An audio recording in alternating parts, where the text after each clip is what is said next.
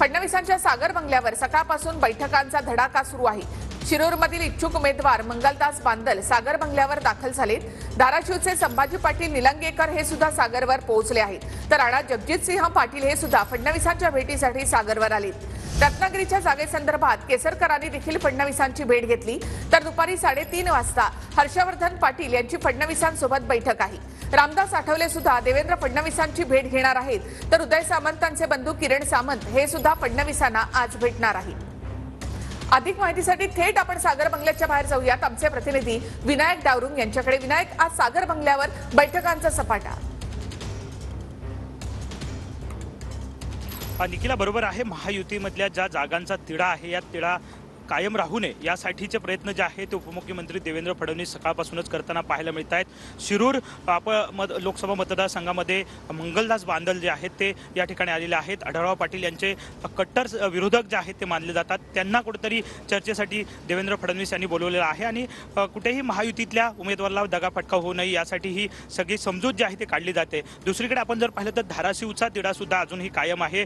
धाराशिवमधून सुद्धा राणा जगजितसिंह पाटील, त्याचप्रमाणे आपण जर पाहिलं तर संभाजी निलंगेकर यांना सुद्धा बोलवण्यात आलेलं आहे। त्यांच्यासोबत सुद्धा चर्चा केली जाईल। काल राणा जगजितसिंह यांनी अजित पवार यांची सुद्धा भेट घेतली होती। राष्ट्रवादीला ती जागा हवी आहे, भाजप मात्र या जागेसाठी इच्छुक आहे। राष्ट्रवादी आपल्या चिन्हावरती राणा जगजितसिंह पाटील यांना सुद्धा उमेदवारी देण्यासाठी तयार झालेलं आपल्याला पाहायला मिळालं होतं, परंतु त्यांनी सुद्धा नकार दिला। दुसरीकडे आपण जर पाहिलं तर रत्नागिरी सिंधुदुर्गाचा तिढा सुद्धा अजूनही कायम आहे।